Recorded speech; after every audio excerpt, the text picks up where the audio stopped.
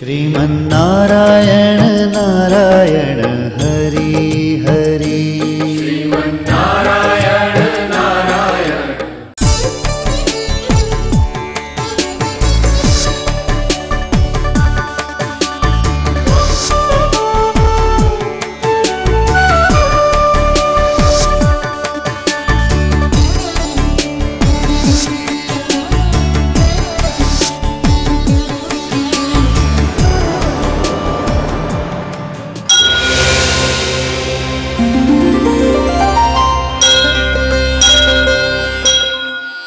ఈ కార్యక్రమం సమర్పిస్తున్నవారు అవార్డు గ్రహీతల మొట్టమొదటి ఏకైక original Thanjavur art academy, Kalasri Thanjavur art academy, door number 1164, near Panjagutta colony signals, Srinagar colony X road నుండి 9వ బిల్డింగ్, ఇండియన్ ఓవర్సీస్ బ్యాంక్ ప్రక్కన, హైదరాబాద్ 73.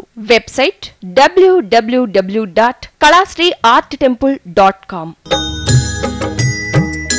श्रीमन्नारायण नारायण हरि हरि श्रीमन्नारायण नारायण हरि हरि।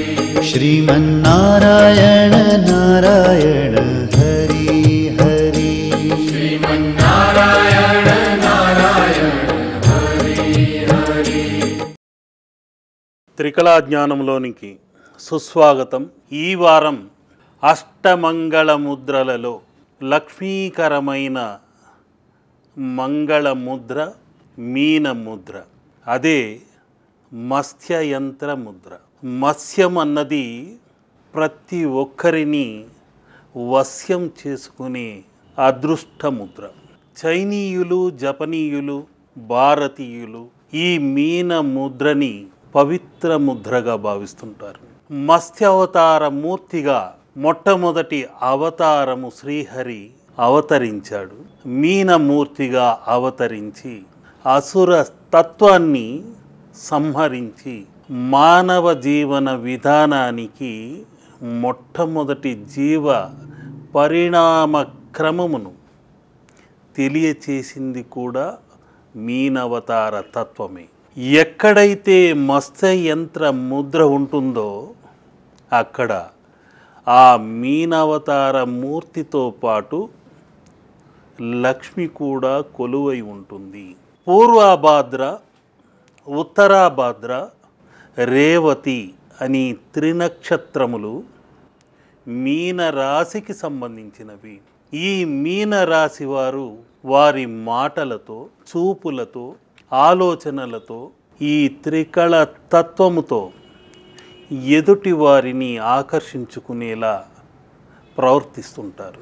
వీరి లోన ఎంత బడబాగ్ని ఉన్నా, ఎన్ని కష్టాలున్నా అవన్నీ పైకి కనిపించనీయకుండా నొప్పించక తాను ఒక తప్పించుకు తిరుగువారు ఎవరయ్యా అంటే ఈ మీనరాశి వారే. పూర్వభాద్ర అన్నది ఆ హనుమంతుడి యొక్క ముఖ్యమైన నక్షత్రం, జన్మ నక్షత్రం.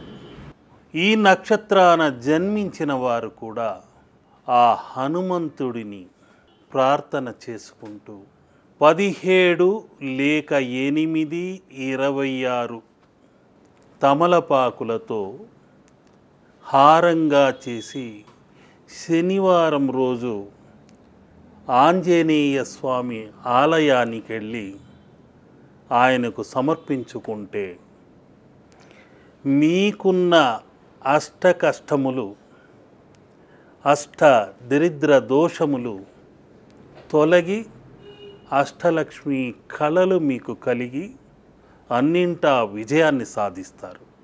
ఇక ఉత్తరాభాద్ర నక్షత్రం వారు, ఈ ఉత్తరాభాద్ర నక్షత్రం అతి పవిత్రమైన గోమాత జంతువర్గము గల నక్షత్రం.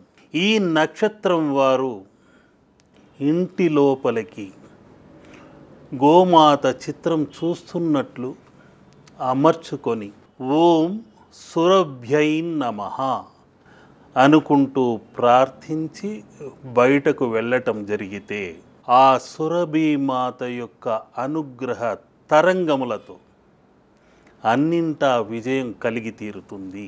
అందుకని కామధేనువు చిత్రాన్ని చిత్రించేటప్పుడు కూడా ఉత్తరాభాద్ర నక్షత్రం రోజున బ్రహ్మీ ముహూర్తాన ఓం సురభ్యై నమః అనే ఈ కామధేను ముద్రని చేస్తూ ఆ సురభిమాతను వేడుకుంటూ ఆవు పేడతో ఆ చిత్రాన్ని చిత్రించేటప్పుడు ఆ సురభి మాతను వేడుకుంటూ ఈ గోమాలక్ష్మి ఎక్కడైతే ఉంటుందో అక్కడల్లా లక్ష్మీ కటాక్షం కలిగి తీరాలి అని 72,000 నాడుల నుండి అదృష్ట తరంగములన్నీ గంగాజల మిళితము చేసి హరిద్ర వర్ణముతో ఆ చిత్రాన్ని చిత్రించడం జరుగుతుంది. అప్పుడే ఆ చిత్రం తరతరాలకు తరగనటువంటి వరాలను అందచేస్తుంది. అటువంటి చిత్రాన్ని మీరు గనుక ఆరాధిస్తే తప్పకుండా ఆ గోమాలక్ష్మి మీ ఇంట కొలువై తన వెంట తీసుకొచ్చిన 3,000,000 దేవతల అనుగ్రహ తరంగాలను నిత్యం అందచేస్తూనే ఉంటుంది. ఇక రేవతి నక్షత్రం జంతు వర్గము గజానన తత్వం. ఆ ఏనుగు ఎలా ఉంటుందో అదేవిధంగా నిండు కుండలా వీరు ప్రవర్తిస్తుంటారు. ఏది ఏమైనప్పటికీ తాను గొప్ప అని బయటకు చెప్పుకోరు. చాలా నిరాడంబరంగా కనిపిస్తుంటారు. తెలిసి తెలియనటువంటి అమాయకత్వం కనిపిస్తుంటుంది. మేధావులే కానీ తన గొప్పల గురించి తాను చెప్పుకోరు. ఈ మీనరాశి వారే ఇంతే. హనుమంతుడు కూడా అంతే. తన గురించి తాను మహాశక్తివంతుడని తెలిసినా తెలియనట్లు వినయంతో రామబంటుగా నమ్మిన బంటుగా ఆ శ్రీరాముడి పాదాల ముందు ఇలా ఈ ముద్రతో కూర్చొని అణకువగా వినయంగా రామనామ స్మరణ చేస్తుంటాడు. అక్కడ రాముడి యొక్క నామము గొప్పది, ఆ రామ భక్తి గొప్పది. ఒకసారి హనుమంతుడు శ్రీరాముడి కోసం లంకకు సేతువు నిర్మించేటప్పుడు ప్రతి రాతి పైన శ్రీరామ అని రాసి నీటిలో వేసిన వెంటనే అవి మునిగిపోక పైకి తేలి వారధిగా ఏర్పడటం చూసి రాముడు ఆశ్చర్యపోయి, రామనామానికి ఇంత శక్తి ఉందా? హనుమంతుడు రాస్తేనే తేలిందే, ఇక నేను రాస్తే ఎలా ఉంటుంది అని శ్రీరామ అని రాసి ఆ రాతిని నీటిలో వేసిన వెంటనే అది సముద్రంలోకి మునిగిపోయిందట. రాముడు ఆశ్చర్యపోయి, హనుమ ఇది ఏమిటి? నీవు రాసి వేసిన వెంటనే మునిగిపోక పైకి తేలింది, నా నామమును నేను రాసి నీట వేసిన వెంటనే మునిగిందేమిటి అని ఆశ్చర్యంతో అడిగితే,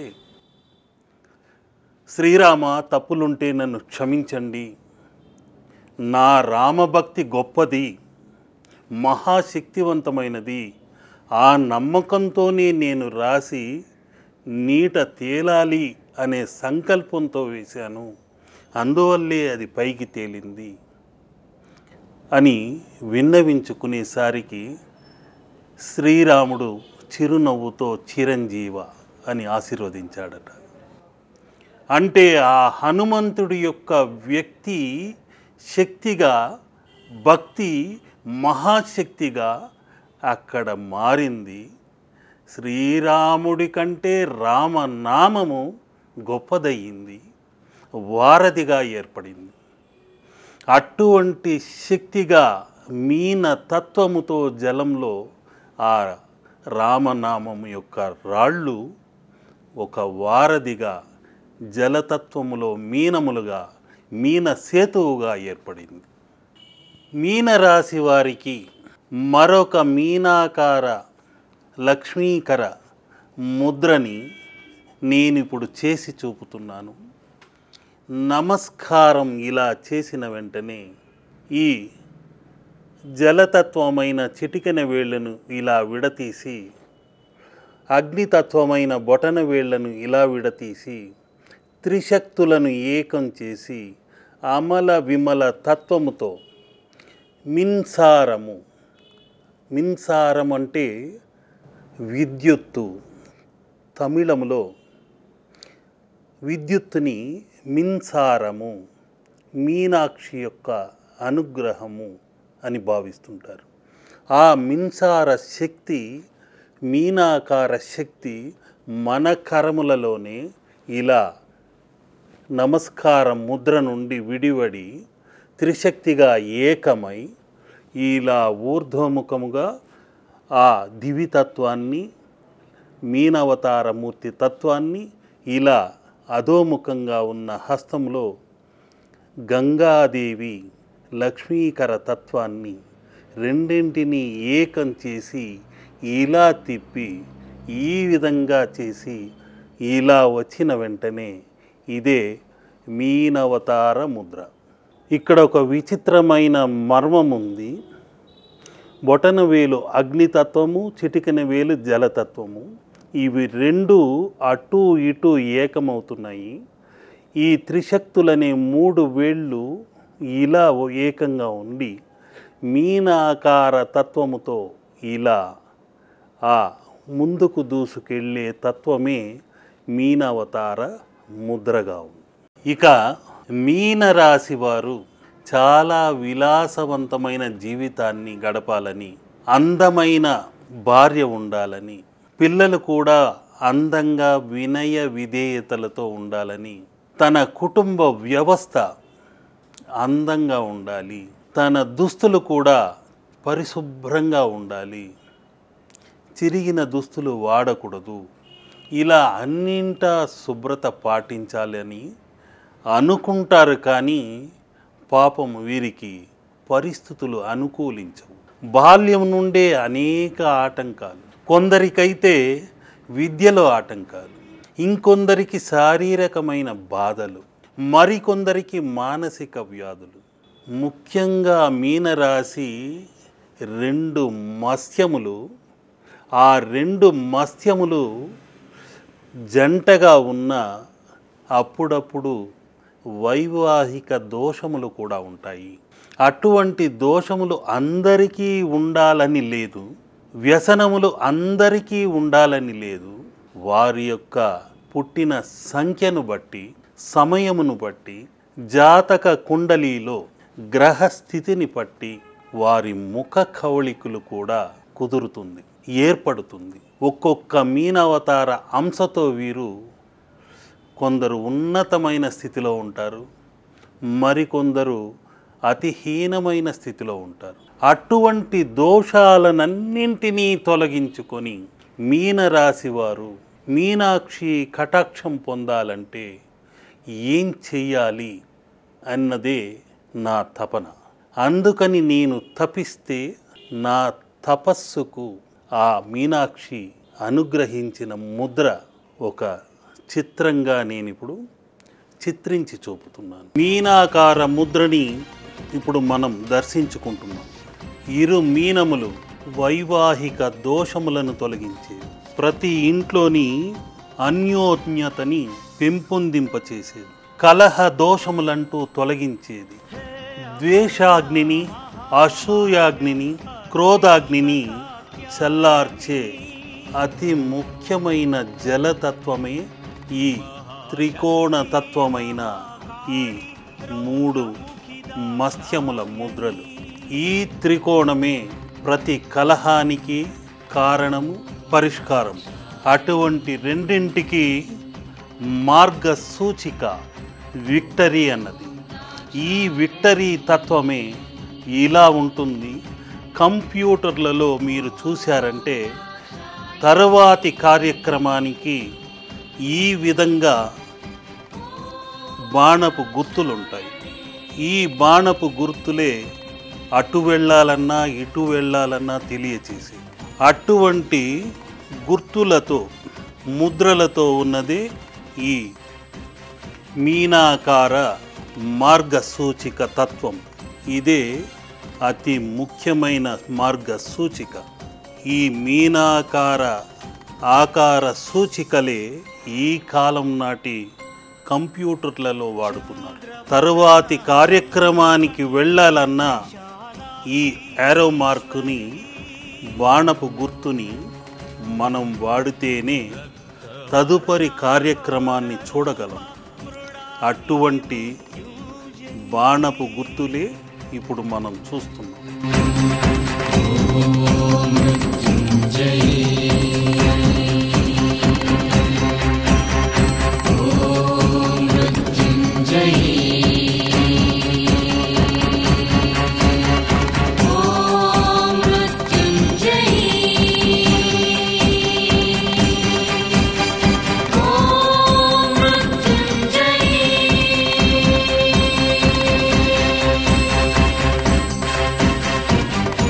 సిస్టంలో చూశారంటే మరొక కార్యక్రమానికి వెళ్ళాలంటే ఈ మార్గాన్ని ఎంచుకోవాలి. ఇటువైపు రావాలన్నా అటువైపు వెళ్ళాలన్నా మీనములా ఇలా ముందుకు వెళ్ళగలిగేదే ఈ బాణ సూచిక. తరువాతి కార్యక్రమానికి, భవిష్యత్ ప్రణాళికకు ముఖ్యమైన సూచికలే ఈ మార్గ సూచికలే మీనాకార తత్వముతో, జలంలో మీనాల్లా సునాయసంగా ఈదుకుంటూ వెళ్ళే తత్వముతో మనం కూడా జీవిత సంసార సాగరాన ముందుకు వెళ్ళాలని సందేశం ఇందులోనే దాగి ఉంది. అటువంటి మీన తత్వమే ఈ ముద్ర, హరిద్ర ముద్ర. మీనరాశి వారికే కాదు, ప్రతి ఒక్కరికి ఈ హరిద్ర తరంగముల నుండి, ఓంకార తరంగముల నుండి అత్యద్భుతమైన మార్గ సూచికగా, మార్గదర్శిగా ఉండాలని, మీకందరికీ ఈ అనుగ్రహ తరంగాలు అందాలని కోరుకుంటున్నాను.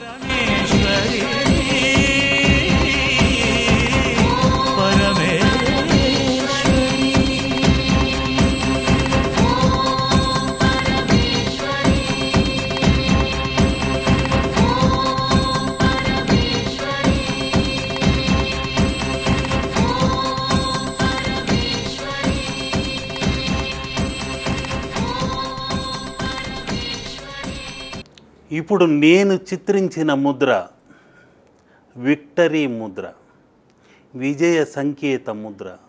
అదే మీనాకార ముద్ర.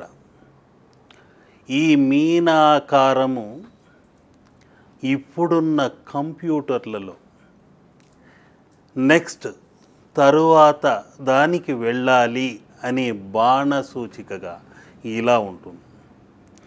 ఆ చిత్రాన్ని, ఆ సూచికలని, ఆ విక్టరీ సంకేతముతో ఇప్పుడు నేను ఆ చిత్ర ముఖార విందాన్ని చిత్రించడం జరిగింది. మత్స్య ముద్రలతో చిత్రించడం జరిగింది. రాబోయే తరువాతి కార్యక్రమం, భవిష్యత్తులో మనం ఏం చేయాలి అని తపించి లక్ష్యంతో ముందుకెళ్ళాలన్నదే అందులో దాగిన సందేశము, సంకేతము. ఈ మీనరాశి వారు ఎక్కడికెళ్ళినా వారికంటూ ఒక అనుకూల శత్రువు ఉంటాడు. వ్యాపారంలో కానివ్వండి, ఉద్యోగంలో కానివ్వండి, ఏదో ఒక ఆటంకము, ఒక ఛాయ అన్నది ఎదురవుతుంటుంది.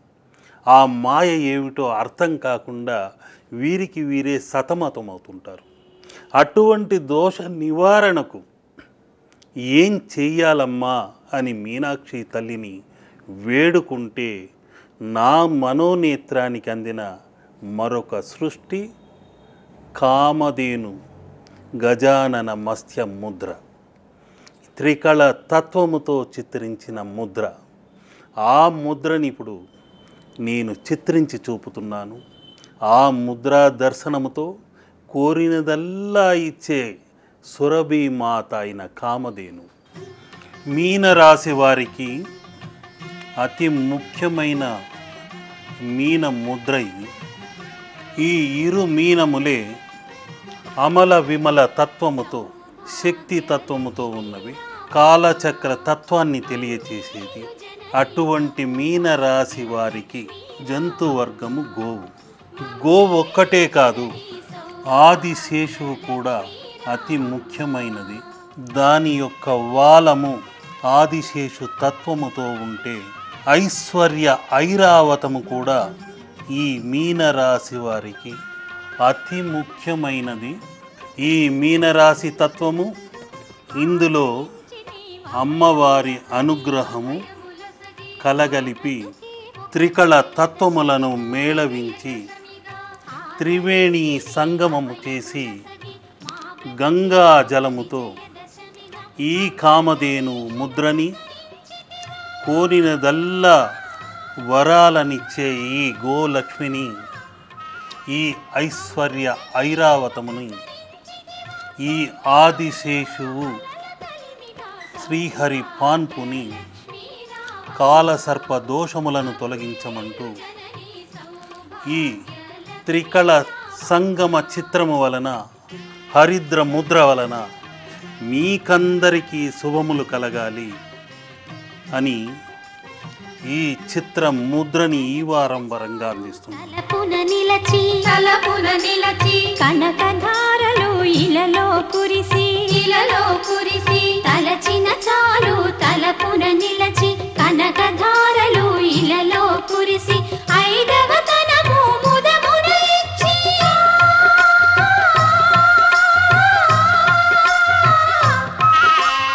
ఐదవ తనము ముదమున ఇచ్చి అతివల మనసున నిలచిన తల్లి సౌభాగ్య లక్ష్మీ రామమ్మ మమ్మేలు జనని సౌభాగ్య లక్ష్మీ రామమ్మ.